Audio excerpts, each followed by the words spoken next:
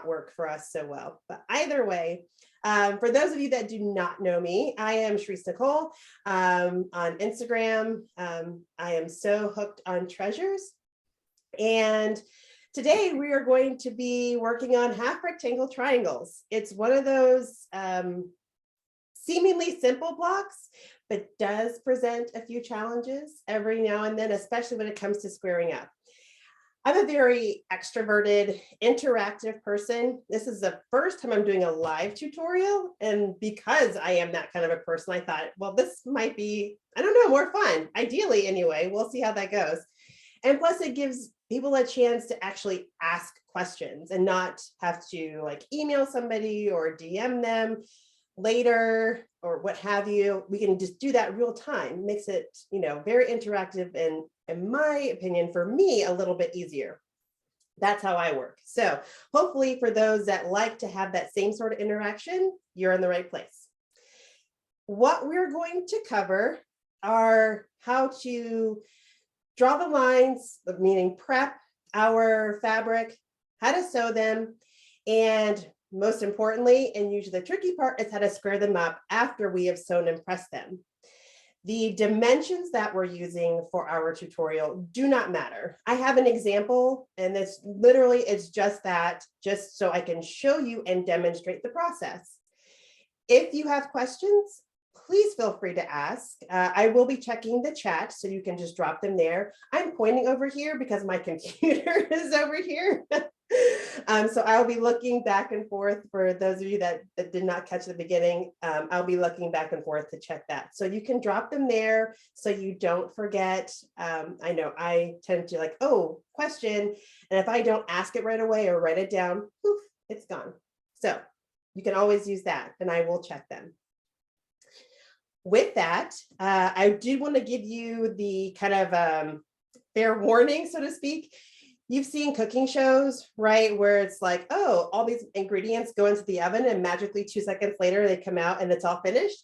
Well, I will have that a little bit today. And that's just so to use the most of our time to get to the meat of it, which is not necessarily the sewing of it, which I will talk about, but the meat of it really will become to the squaring it up.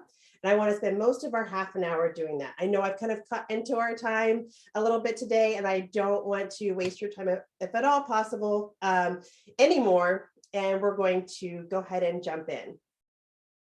I'm going to switch my camera to my cutting mat.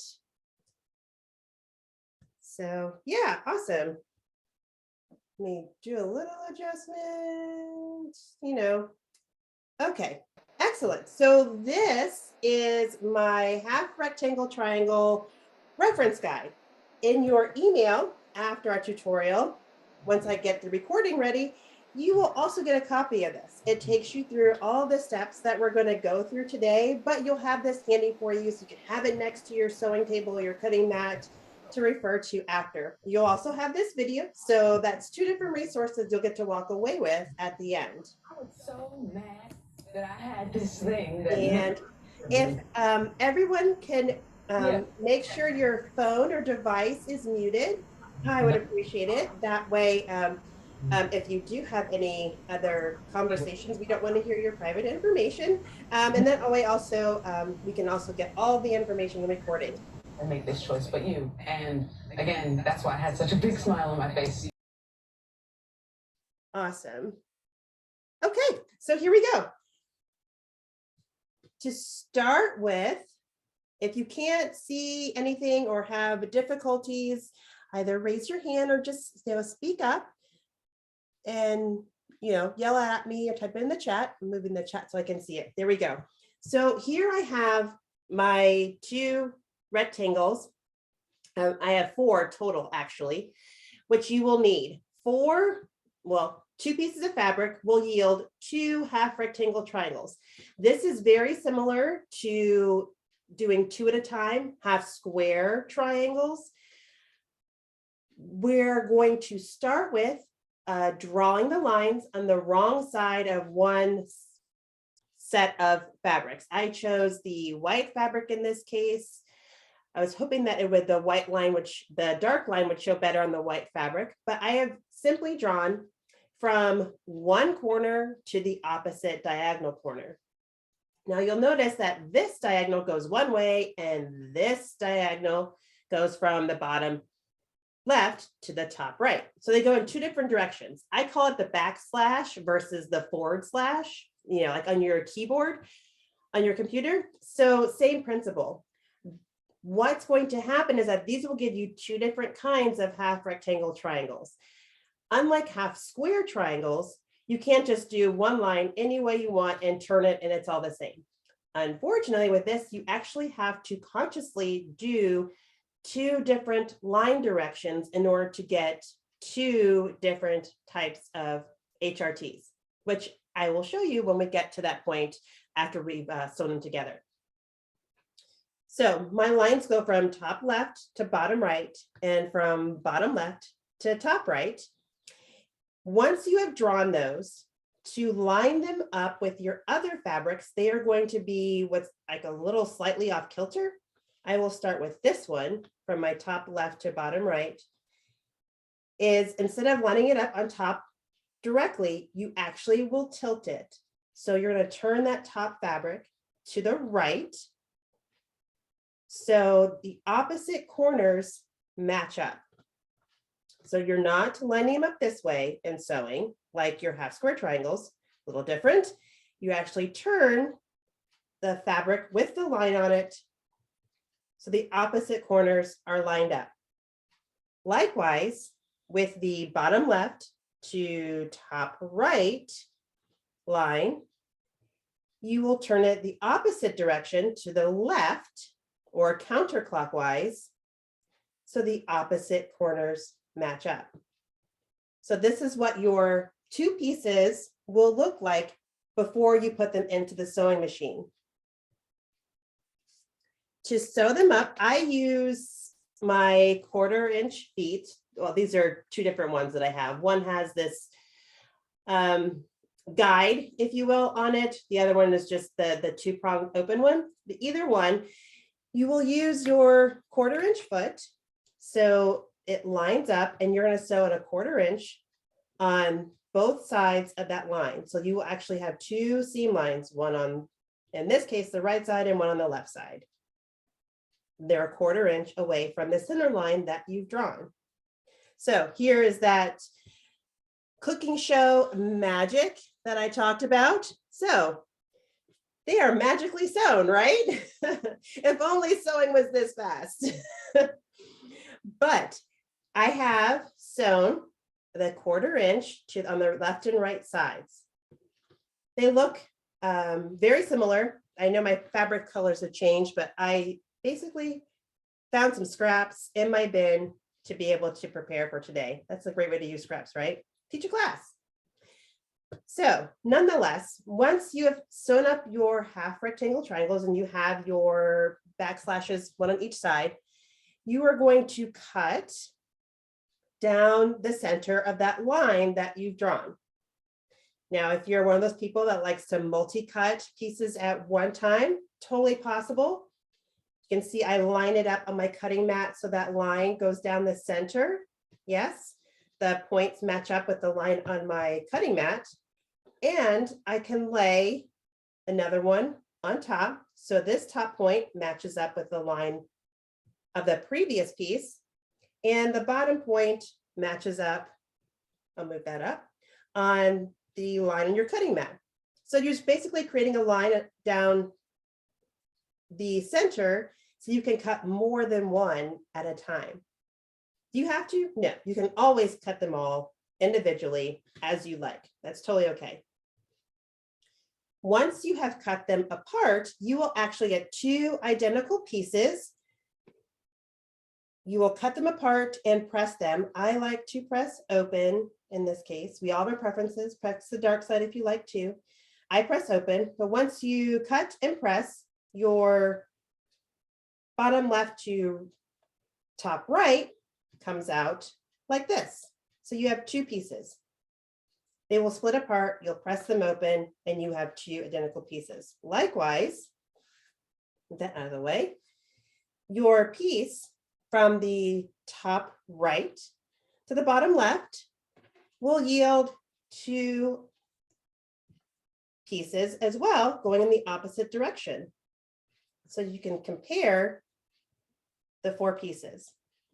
So you cannot do in one direction and turn it and it's going to magically work out. It doesn't work that way with half rectangle triangles. So you do have to be mindful according to the pattern or the pattern you're creating, which direction you want your lines to go. I'm going to check to the chat to make sure. Yes, Melissa, I'm with you. Always use scraps. It's a great way, right? And of course, Maud, of course it's pink. That's what I do. Okay. So here is the meat of the process, how to square them up. Do you need to buy an extra special ruler to do that? No, you don't. If you want to buy one of the half rectangle triangle rulers, they have them out there. I will totally support and enable getting new tools if you'd like to, but you don't have to at all. I prefer creative grids rulers. I have my paper under here just so you can see the lines. I prefer the creative grid ones. Do you have to? Again, you don't, because you can do this with any ruler as long as it fits your rectangle size. So for example, if I am making a 6x12 half rectangle triangle, I cannot use my 6.5 by 3.5 ruler. It's too small. So you want to make sure that your ruler is larger than the HRT you're trying to cut. Why I like the creative grids rulers is because it has one of the 1/4 inch markings already on it that you need, but you don't have to have that because tape works just as well to marking out your corners. It's less expensive than buying a ruler and probably also gives you other purposes, but you can use that as well. For my example, and I'll show you because I'm going to actually trim these to 2 3/4 by 4 inches. That's just how it happens to work out with the scraps that I used. But since I already have one in the left corner, I'm going to do one on the opposite bottom right corner. Now, I know you have lines, your forward and back slash going different directions, but I will show you how to use your ruler the same way with both of them. So I'm going to take my tape, and here I have my 4-inch line. Hopefully you can see that. I'm going to get a little closer. And I am going to mark at 2 3/4, which is right here. I'm going to take my tape and mark that line, just right along that line. And then that's a 1/4 inch in. I'm sorry. The 2 3/4 line will be here, but I'm going to also tape up here across horizontally. Oops. Sorry, I'm doing 2 3/4. So that means I have to tape it at 2.5. I'm sorry. So to clarify, to make sure I don't confuse anybody, I'm taping it a 1/4 inch in from my 2 3/4 by 4 inches to make sure my square, my rectangle ends up the appropriate size. And I would do that in the upper corner as well if I didn't already have the markings there, but in this case, I don't need it. I am going to start with the trimming this way on this one in particular. And for my first trim, I am going to line up my upper left 1/4 inch marking where those 2 lines intersect. I'm going to line that up on the seam line, dividing my 2 fabrics. And I'm going to get kind of close to the left side just to trim less. So just in case I make a mistake later, it gives me a little bit more wiggle room. So I'm going to trim a little less this time on that first cut. So I get as close as I can without going over. And you'll notice also that on the left side has less fabric than on the top.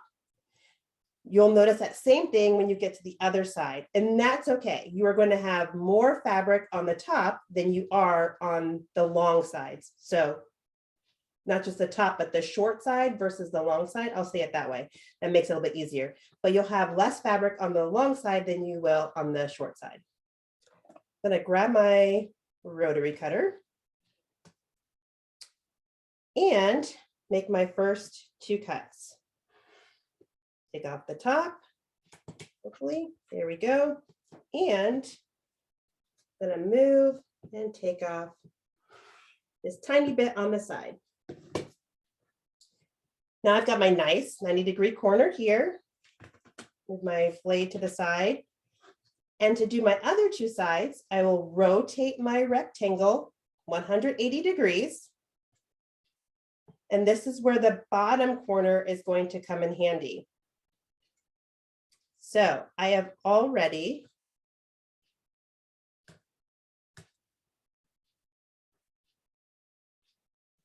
made my mark. Hang on one second.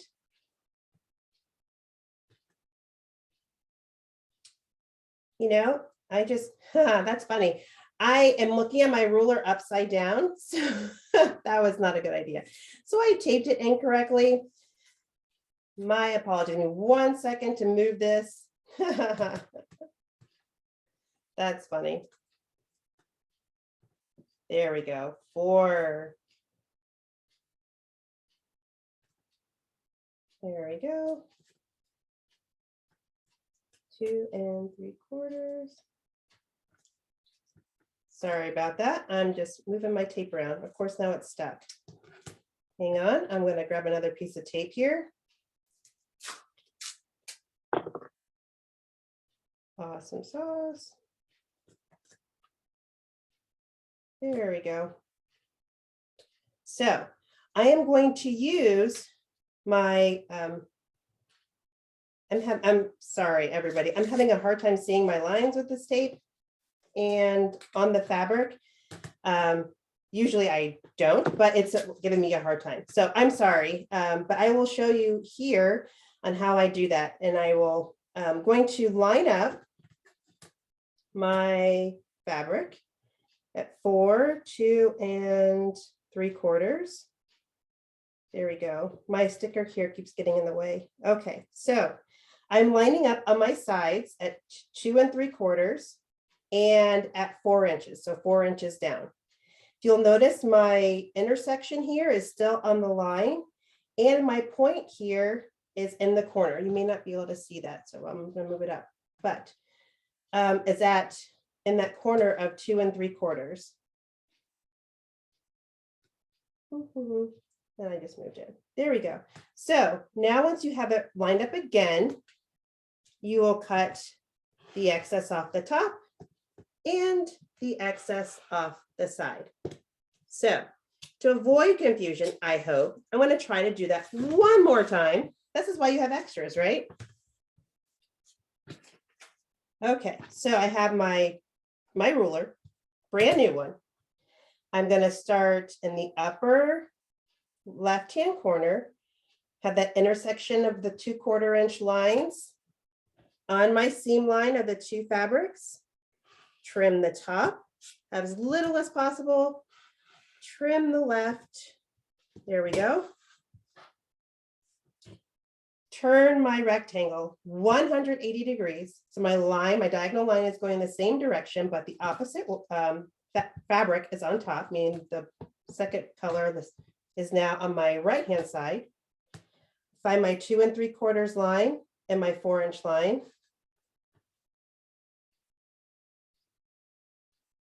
There we go. Making sure that intersects, making sure that this line, this intersection is still on my seam line, and trim away. You'll notice that the diagonal line doesn't go from point to point.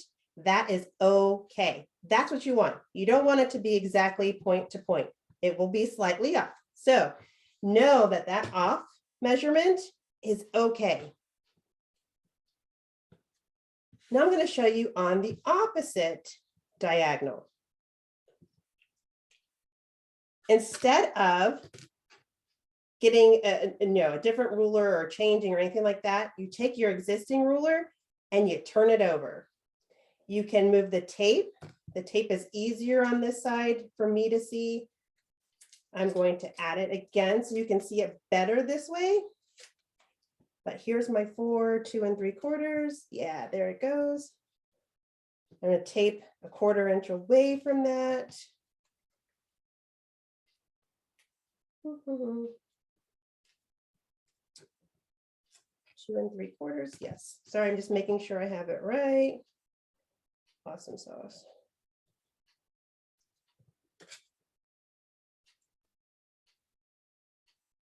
There we go. Okay. So I flipped my ruler over and I'm going to apply the same principles. My ruler's on the back side, right? So I start on the right side. You're going to have less on the long side than you will on the short side again. The intersection point is on that seam line separating my two fabrics. And I'm going to do the long side and the short side. Which order does not matter. However you do it. And I have my little separate, it's a little bit longer, it's a little bit off, if you will. And once you do those two sides, you're going to flip it the 180 again to do the other two. And I'm going to line it up, making sure 2 3/4, 4 inches on this line.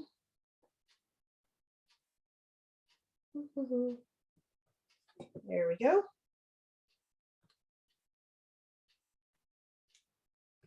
Slightly off here.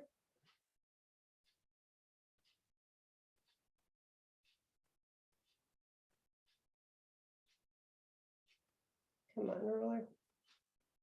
There we go. If you find yourself where it's like, it's not quite right, this first cut, this happens. This is not unusual, but you come up. I shifted my ruler up to make sure it's still on this point on that seam line. And make my cuts, my trim. I turn it back around to make sure it's my 2 3/4 by 4. Yeah, there we go. So slightly bit more off. Ooh, my finger Sharice. Off the top, and there you go. So this is where I know it does get tricky in trimming it up. I know it's confusing, but this is the part that takes practice. So if you take a little bit off the first time, the second time it comes a little bit easier, so to speak, where you can take some more off and then you may have to come back around a third time just to get it exactly the measurements according to your pattern. But either way, that is the gist of the trimming.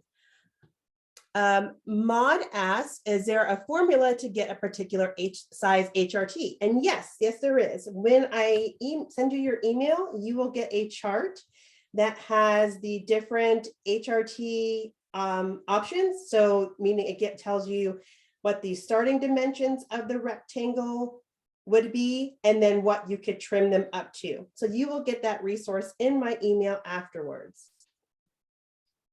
Are there any other questions? I'm going to switch my camera back so you don't have to look at my hands. Let's see. I will here in a second. Ah, there it goes. Okay. So are there any other questions that I have may a question. Yes. If you use the HRT ruler, does it just have a line down the center of where you should be doing it, like a 45 degree if you were doing half square? It does have a line, and where that line is will depend on your size. So it's not like the exact 45 degrees necessarily. And it depends on what size HRTs you're making. So if you're doing the basic 2-to-1 ratio, so if you have, 6 by 12, meaning that's 1 to 2, but 12 by 6, if you watch that 2-to-1 ratio, Right. They have rulers that are meant for those HRTs. Okay. Yes. And so that will guide you on how to do that as Okay. far as how to line it up and things like that. I personally, I make them and I just, I have my vices on gadgets that I want to get, and that's just, is not one of them. But Well, no, they it's are good to out see there. it's good to see without getting it. So that's good. Exactly. I don't want folks to feel like you have to buy things, Right. so to speak, because you really don't. The only really limitation is that if you don't already have a ruler that's big enough to handle the size HRT you're cutting. Okay. Does that make sense? Thank you. Yep. You're welcome. Anybody else?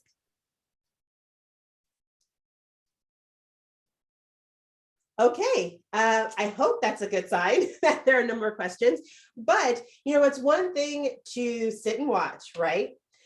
It's a whole nother thing to put into practice. So that is my challenge to all those that have registered who are here today, is to actually put into practice this tutorial. So I will include this information in the email, but we're going to do just a challenge to actually create your own / and / HRTs, one of each set. Let's see. Yes, one of each set. So you can do it whatever size you want. It doesn't matter what fabric or anything like that, but is to create your own HRTs and post them to your stories. And so those that post will be entered into win an extra surprise gift from me for participating and for doing the challenge. But also I want you all to hopefully try it. That way you can say, okay, yes, I actually do get it. Or, know what, Sharice, I don't. And I could use a little extra help. And that's okay. It happens sometimes. I just want you to actually try it, put it into practice, because it's totally different when you see it versus when you do it. But I will include all that info in the email that I'll have for you once I get the recording all uploaded and everything. Any other questions? Let's see. That's okay, Melissa. It's totally okay. That's what I'm here for. You will have the reference guide and everything. It's okay. We're all learning at some point. It just totally helps. And I was hoping that this would be of assistance to do it kind of I can say one-on-one, but virtually have that interaction too. Okay, I think that's all the questions. If I haven't missed anything, and I'm going to scroll through. Actually, I did not scroll through. Let me do that just to make sure. Okay, no other questions, but you are all welcome. Thank you for being here. Again, thank you for being flexible. I really appreciate you making the switch over to the new link, and look for my email with all the goodies, including the recording, the challenge information, and you will also get a special discount code because I have 2 patterns that use half rectangle triangles, and my generations quilt and my on point quilt. I will send you a special discount code if you want to purchase those, and because you can actually put into practice what you learned. So with that, thank you all so very, very much. And I hope you enjoy the rest of your day. For those of you that are probably at night, maybe in Europe or around the world in Australia, I'll see you tomorrow, the next day. Have a good one. Bye.